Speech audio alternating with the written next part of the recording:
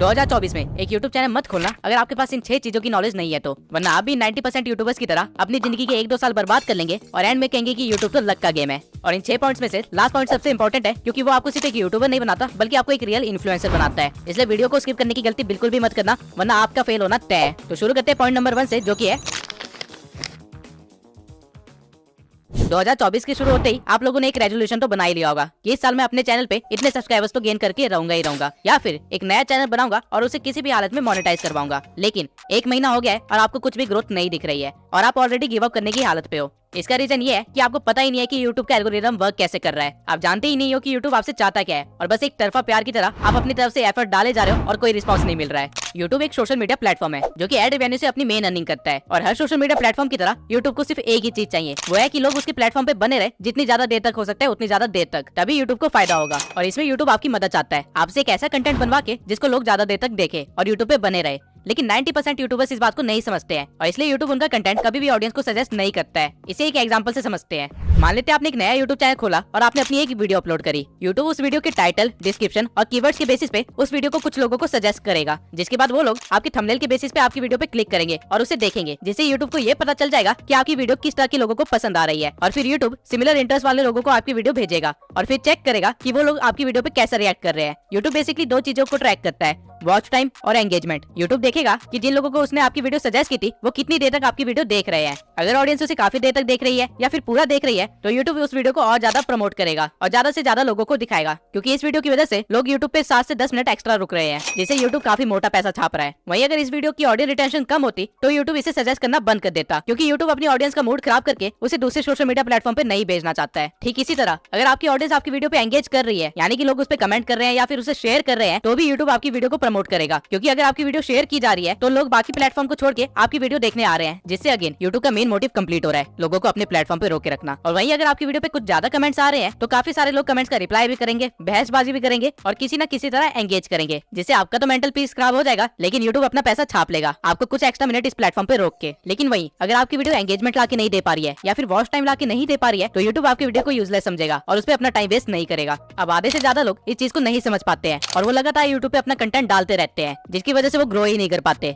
आपको इस चीज को समझने की जरूरत है कि यूट्यूब आपसे आपकी वीडियोस नहीं चाहता है, वो आपसे आपका वॉच टाइम और एंगेजमेंट चाहता है। और ये चीजें कैसे लानी है, आपको इस चीज पे ज्यादा फोकस करना चाहिए। और एक और बहुत इंपॉर्टेंट चीज, एल्गोरिदम टाइम के साथ चेंज होता रहता है। 2014 में जब यूट्यूब पे ज्यादा क्रिएटर्स नहीं थे तब डजंट मैटर कि आप किस तरह की वीडियो बना रहे हैं, अगर आप ज्यादा वीडियोस डाल पा रहे हैं तो आपका वायरल होना कंफर्म था, क्योंकि उस टाइम पे यूट्यूब को ऑडियंस को अपने प्लेटफॉर्म पे लेके आना था, जो कि रेडियो या टीवी पे घुसे रहते थे। यूट्यूब उनको अपने प्लेटफॉर्म में फंसाना चाहता था, इसलिए उस टाइम पे जितनी ज्यादा वीडियोस होती थी उतनी ज्यादा वेरायटी होती थी और उतनी ज्यादा लोग अट्रैक्ट होते थे। लेकिन 2018 में जब क्रिएटर्स काफी ज्यादा हो गए थे तब यूट्यूब अपनी ऑडियंस को बुला नहीं रहा था, बल्कि जो ऑडियंस उसके पास है उनको सस्टेन कर रहा था। इसलिए उस टाइम पे यूट्यूब ने लंबी वीडियोस को प्रमोट करना स्टार्ट कर दिया था। अगर आप उस टाइम पे कुछ 1 घंटे की वीडियो या फिर 30 मिनट की वीडियोस बनाते तो आपके वायरल होने के 90% चांसेस ज्यादा थे। और इसके बाद 2020 में एक और चेंज आता है जब टिकटॉक और रील्स का जमाना स्टार्ट हो जाता है। अब लोगों को लंबी वीडियो नहीं देखनी थी बल्कि उनको जल्दी जल्दी वीडियोस देखनी थी, और इसलिए यूट्यूब ने शॉर्ट्स इंट्रोड्यूस किए। और इवन अभी भी यूट्यूब शॉर्ट्स को काफी ज्यादा प्रमोट कर रहा है, क्योंकि शॉर्ट्स देखते देखते कब 1-2 घंटे निकल जाए पता ही नहीं चलता। और यही तो यूट्यूब को चाहिए कि आप उसके प्लेटफॉर्म को छोड़ के जाओ ही ना।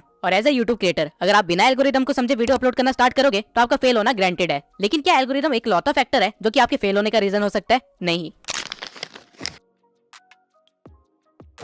अगर आप अभी तक इस भ्रम में जी रहे हैं कि आप रोज वीडियो डालेंगे और आपकी कोई ना कोई वीडियो तो वायरल हो ही जाएगी, तो आप बहुत ही जल्दी अपनी मेहनत और टाइम बर्बाद करके क्विट करने वाले हैं, क्योंकि आपको इस चीज को समझने की बहुत ही ज्यादा जरूरत है कि क्वालिटी ओवर पावर्स क्वांटिटी। अगर आप 2 चैनल्स खोलते हैं जिनमें से आप एक चैनल पे साल में सिर्फ 4 क्वालिटी वीडियोस बनाते हैं और वहीं दूसरे चैनल पे साल में 365 वीडियोस बनाते हैं, लेकिन सारी वीडियोस बिलो एवरेज है, तो वो जो 4 वीडियोस वाला चैनल है वो मिलियन सब्सक्राइबर्स गेन कर चुका होगा। वहीं 365 वीडियोस वाला चैनल हो सकता है कि 10,000 सब्सक्राइबर्स भी गेन ना किए हो। रीजन बीइंग कि वो 4 वीडियोस की क्वालिटी 365 वीडियो से भी ज्यादा है। और यही रीजन है कि डिकोडिंग वाईटी, मैं और कई सारे छोटे चैनल्स इतनी जल्दी ग्रो कर पाए, वो भी इतनी कम वीडियोस में, क्योंकि ये चीज हमें पता थी। अगर आपको क्वालिटी कंटेंट बनाने में 1 महीना लगता है तो कोई बात नहीं, लेकिन बिलो एवरेज कुछ भी मत दिखाइए, क्योंकि अभी यूट्यूब पे ऑप्शंस की भरमार है। अगर ऑडियंस को आपकी वीडियो पसंद नहीं आई तो वो किसी और के चैनल पे जाके उसकी वीडियोस देख लेंगे और यूट्यूब ये चीज देखेगा तो यूट्यूब उसके चैनल को प्रमोट करेगा। वहीं अगर ऑडियंस को आपकी वीडियो पसंद आ गई तो वो आपकी वीडियोस के लिए वेट क्या करेंगे और यूट्यूब इस चीज को भी देखेगा और फिर वो आपके चैनल को भी प्रमोट करेगा। लेकिन वीडियोस की क्वालिटी बढ़ाए कैसे? तो वीडियोस की क्वालिटी बढ़ाने के लिए आपको कोई महंगे गैजेट्स की जरूरत नहीं है, बल्कि आपको सही टेक्निक्स की जरूरत है, जिससे कि आप सही स्क्रिप्टिंग, वॉइस ओवर और एडिटिंग कर पाओ। अब ऑल्दो और भी कई सारे फैक्टर्स होते हैं जो कि क्वालिटी कंटेंट बनाने के लिए इंपॉर्टेंट होते हैं, लेकिन ये 3 चीजें बेसिक है। और अगर आपको इसको अच्छा करना है तो आप मेरी how to grow on YouTube playlist देख सकते हैं, जहाँ पे मैंने हर एक पॉइंट को अच्छे से डिटेल में एक्सप्लेन किया हुआ है। और जब आप ये प्लेलिस्ट देख के ग्रो हो जाएंगे तब आपको रियलाइज होगा कि आप वो सारी गलतियां करने से बच गए जो कि हमने सालों तक की थी।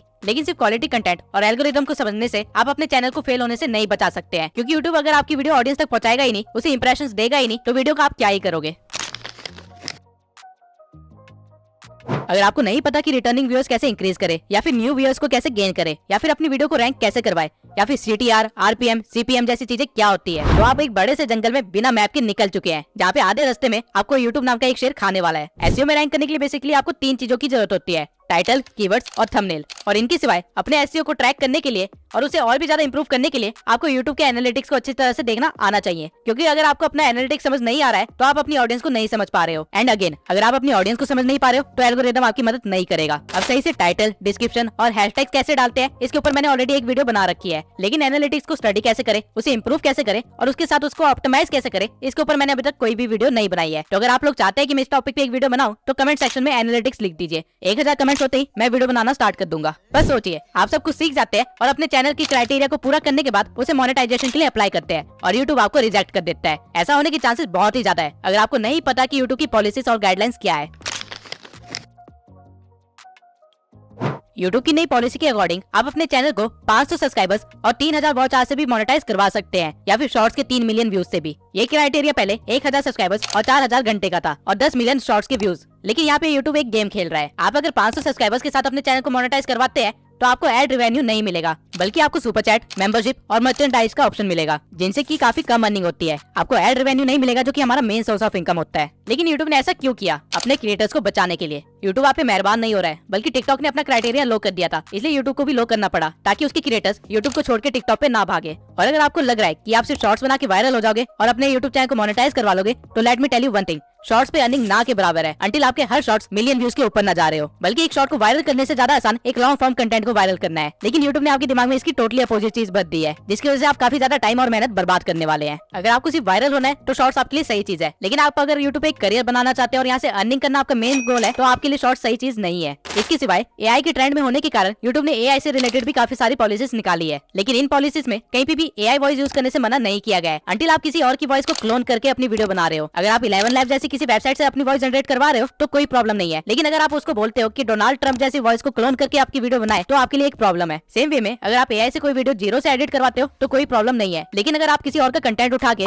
उसे AI में डाल के कुछ और बनवाते हो और फिर उसे यूट्यूब पे अपलोड करते हो तो आपके लिए एक बहुत ही बड़ी प्रॉब्लम है। और इवन आप AI की वॉइस को भी लगातार यूज नहीं कर सकते हो डायरेक्टली, वरना वो रीयूज कंटेंट में आ जाएगा। आपको अपनी वॉइस को थोड़ा सा एडिट करना पड़ेगा। ठीक इसी तरह कॉपीराइट क्या है, इससे कैसे बचा जाता है और सही तरीके से किसी को एट्रीब्यूट्स कैसे दिए जाते हैं ताकि कभी लीगल केस में ना फंसे, इन सब की नॉलेज होना बहुत ही जरूरी है। वरना मैं ऐसे भी कई क्रिएटर्स को जानता हूँ जिनके मिलियंस में सब्सक्राइबर्स थे, लेकिन ये पॉलिसी गाइडलाइंस को वायलेट करने की वजह से रातों रात उनका चैनल गायब हो गया। कॉपीराइट के ऊपर मैं अलग से एक डेडिकेटेड वीडियो जरूर बनाऊंगा, क्योंकि ये एक बहुत ही बड़ा टॉपिक है और साथ में काफी कॉम्प्लेक्स भी है। आप कह सकते हैं कि इसको समझाने के लिए एक लॉ की डिग्री होना बहुत ही जरूरी है, क्योंकि यूट्यूब की कॉपीराइट पॉलिसी USA के एक्ट के अकॉर्डिंग चलती है। लेकिन इससे डरने की कोई भी बात नहीं है, बस आपको थोड़ी सी नॉलेज होनी चाहिए ताकि आपका करियर बच सके। अब ऐसे भी कई सारे चैनल्स हैं जिन्होंने इन सब चीजों का ध्यान रखा था, लेकिन आज उनकी हालत एक नए यूट्यूबर से भी बेकार हो रखी है। लेकिन ऐसा कैसे हुआ?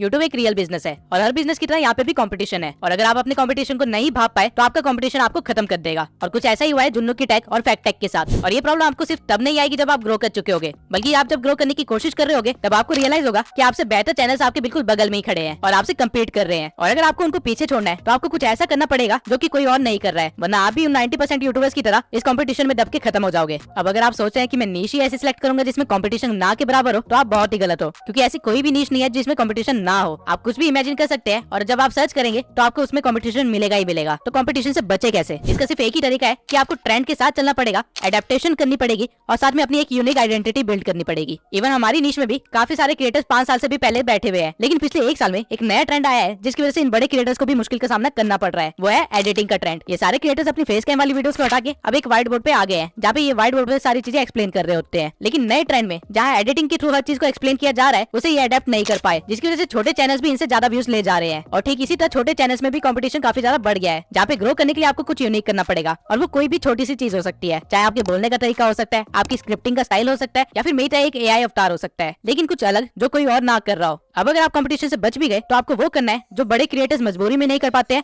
और छोटे क्रिएटर्स बिना किसी प्रॉब्लम के कर सकते हैं। 2024 में हर क्रिएटर को पता है कि उसकी ऑडियंस की वैल्यू कितनी है, इसलिए वो रेगुलर बेसिस पे Q&A और लाइव स्ट्रीम्स करते रहते हैं। लेकिन अगर आपने इन चीजों को इग्नोर करने की गलती की तो आपका यूट्यूबर बनने का सपना सपना ही रह जाएगा। ऑडियंस को कोई सेलिब्रिटी नहीं चाहिए, बल्कि उनको एक मेंटोर या फिर एक फ्रेंड चाहिए जिससे वो इन्फ्लुएंस हो सके या फिर जिनके साथ वो आगे बढ़ सके। और ये डिफरेंस आप तभी क्रिएट कर सकते हैं अगर आप उनसे एंगेज हो, डायरेक्ट डीएम के थ्रू, कमेंट्स के थ्रू, Q&A के थ्रू या फिर लाइव स्ट्रीम के थ्रू। जब तक मेरे इस चैनल पे 10,000 सब्सक्राइबर्स नहीं हो गए थे तब तक मैं अपने इंस्टा पे डायरेक्ट डीएम के थ्रू हर एक बंदे का रिप्लाई किया करता था और उनकी हेल्प करता था। मैं पर्सनली भी काफी लोगों को गाइड किया है और मैसेजेस के थ्रू मैंने 1000 से भी ज्यादा लोगों से एंगेज किया है और उनको इस बात से खुशी मिलती है। वो लोग मुझे एज ए यूट्यूबर से बढ़ के एक फ्रेंड और एक मेंटोर की तरह देखते हैं और अनकंडीशनली सपोर्ट भी करते हैं। और इसी वजह से मेरा नेटवर्क भी इतना स्ट्रॉन्ग हो पाया, जिसकी वजह से मुझे काफी सारे नए यूट्यूबर से मिलने का मौका मिला और काफी सारे स्ट्रगलर से भी मिलने का मौका मिला और हम सब एक दूसरे की हेल्प करते हुए आगे बढ़े हैं। जैसे कि मेरी पिछली वीडियो का इस डीएम्स का रिप्लाई करता हूँ और इससे एक ऐसा इंपैक्ट बना है कि कल को अगर मैं कोई एक नया चैनल भी खोलता हूँ, भले कुकिंग के ऊपर ही क्यों ना हो, वो लोग मेरे को सपोर्ट करेंगे। डजंट मैटर कि मैं क्या कर रहा हूँ। जैसे जैसे चैनल ग्रो होने लगता है आपके पास काम बढ़ने लगते हैं और आपके पास ऑडियंस से एंगेज करने का उतना ही कम टाइम बचता है। लेकिन मेक श्योर जिन्होंने इस चैनल की स्टार्टिंग में आपको सपोर्ट किया था आप उनको एंड तक सपोर्ट करो, क्योंकि वो स्कूल फ्रेंड्स की तरह होते हैं। और क्योंकि आज मुझे मौका मिला है तो मैं अमन पटेल के साथ साथ उन सभी सब्सक्राइबर्स को थैंक यू बोलना चाहता हूँ जो मेरे चैनल की स्टार्टिंग से लेके अभी तक मेरे साथ बने हुए हैं और इनको मैं एज ए ट्रू फैमिली मानता हूँ। अब आपको सारे 6 पॉइंट्स पता है जो आपको ध्यान में रखने चाहिए 2024 में एक यूट्यूब चैनल खोलने से पहले। और अगर आपने सोच लिया है कि आप एक यूट्यूबर बन के ही रहेंगे तो मेरी इस प्लेलिस्ट को जरूर देखना। आप ऑलरेडी अपने कंपटीशन से काफी ज्यादा आगे बढ़ चुके होंगे। इसी के साथ इस वीडियो को खत्म करते हैं। मैं गिव अवे का विनर अगली वीडियो में अनाउंस करूंगा और अगली वीडियो Q&A होगी जहाँ पे मैं यूट्यूब से रिलेटेड हर क्वेश्चन का आंसर दूंगा। तो कमेंट सेक्शन में अपने क्वेश्चन लिख दीजिए क्योंकि अगली वीडियो में उसका आंसर मिलने वाला है।